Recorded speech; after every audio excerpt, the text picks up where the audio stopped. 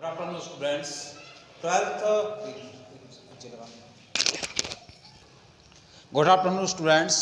12th व्यवसायिक अध्ययन में आज हम लोग एक बहुत महत्वपूर्ण टॉपिक स्टार्ट कर रहे हैं, उपभोक्ता संरक्षण।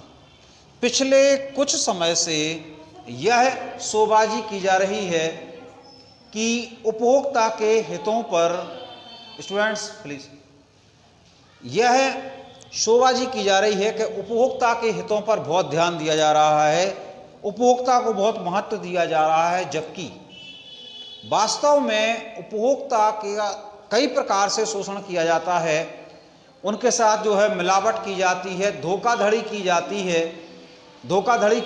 है, कई प्रकार से जो है उनको जो है बेवकूफ़ बनाया जाता है। तो ये जो है उपभोक्ता के साथ लिए बहुत ज़्यादा हानिकारक है। इसलिए सरकार ने उपभोक्ताओं की सुरक्षा के लिए एक उपभोक्ता फोरम या उपभोक्ता मंच का निर्माण किया है, जो उपभोक्ताओं के हितों की सुरक्षा करता है। इस उपभोक्ता फोरम के अंतर्गत उपभोक्ता को कुछ अधिकार प्रदान किए गए हैं जो उपभोक्ता के हितों की सुरक्षा करते हैं। तो सबसे फर्स्ट आता है चुनने का अधिकार। एक वस्तु की विभिन्न वैरायटी हो सकती हैं, कई किस्म हो सकती हैं, तो उपभोक्ता का यह अधिकार है कि जब वह पैसे खर्च कर रहा है तो उसे वस्तु की विभिन्न किस्में जो हैं उपलब्ध रहें, ताकि वह अपनी पसंद की वस्तु चुन सके। जबकि आमतौर पर होता यह है कि दुकानों पर हमें गिनी चुनी वस्तुएं उपलब्ध करा दी जाती हैं, जबकि हम वस्तु का पूरा मूल्य देने के लिए तैयार हैं। तो उपभोक्ता को अपनी पसंद की वस्तु मिलना चाहिए। सेकंड आता है जानने का अधिकार। भारत एक ऐसा देश है, यहाँ पर कम पढ़े लिखे लोग हैं, बिना पढ़े लिखे लोग हैं। तो यदि वह वस्तु के उपयोग के बारे में, वस्तु की सुरक्षा के बारे में कोई जानकारी चाहते हैं तो वह जानकारी जो है वह विक्रेता से प्राप्त कर सकते हैं और विक्रेता को अनिवार्य रूप से देना पड़ेगी। थर्ड आता है सूचित करने का अधिकार।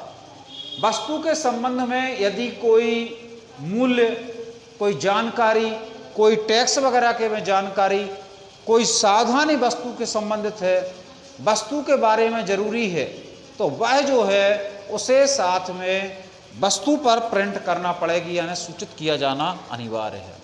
सबसे महत्वपूर्ण अधिकार आता है बिल लेने का अधिकार। यदि कोई वस्तु आप खरीदते हो तो उस वस्तु का पक्का बिल लेने का आपको अधिकार है, क्योंकि जो बिल है वह आपकी वस्तु खरीदे जाने का पक्का प्रमाण है। यदि आप किसी विक्रेता के विरुद्ध अदालत में जा रहे हैं तो अदालत में आप तभी जा पाएंगे जब आपके पास वस्तु के खरीदे जाने का बिल होगा, और यदि आपके पास वस्तु खरीदने का बिल नहीं है तो आप उसके विरुद्ध कुछ नहीं कर पाएंगे, क्योंकि वस्तु के खरीदे जाने का आपके पास कोई प्रमाण या कोई प्रूफ है ही नहीं। सेकंड बात ये आती है कि विक्रेता जो विक्रय कर लेते हैं तो विक्रय कर आमतौर पर उपभोक्ता चुकाता है, और जब दुकानदार को ये बिल सरकार को भरना पड़ता, जो टैक्स सरकार को भरना पड़ता है, सेल टैक्स यानी विक्रय कर सरकार को भरना पड़ता है, तो यह जो है बिलों के आधार पर भरना पड़ता है, जबकि आमतौर पर दुकानदार हमें बिल देते नहीं। तो ऐसी स्थिति में जो टैक्स की चोरी की जा रही है उसके लिए कहीं ना कहीं हम उपभोक्ता जिम्मेदार हैं कि जो वस्तु का बिल नहीं लेते, और यदि बिल हम लोग नहीं ले रहे हैं तो विक्रेता हमसे टैक्स तो लेता है लेकिन सरकार को नहीं भरता है। इसलिए बिल लेने का अधिकार महत्वपूर्ण अधिकार है दो चीज़ों से। नंबर फर्स्ट कि जो है आपकी बिल वस्तु के खरीदे जाने का प्रमाण है, और सेकंड ये है कि बिल लेना जो है सरकार की दृष्टि से भी अनिवार्य है। क्षतिपूर्ति का अधिकार। यदि किसी वस्तु के प्रयोग से आपको कोई हानि होती है, जैसे मान लीजिए कोई मेडिकल स्टोर आपको एक्सपायर डेट की दवा दे देता है, तो ऐसी स्थिति में उस क्षतिपूर्ति के पाने के आप अधिकारी हो।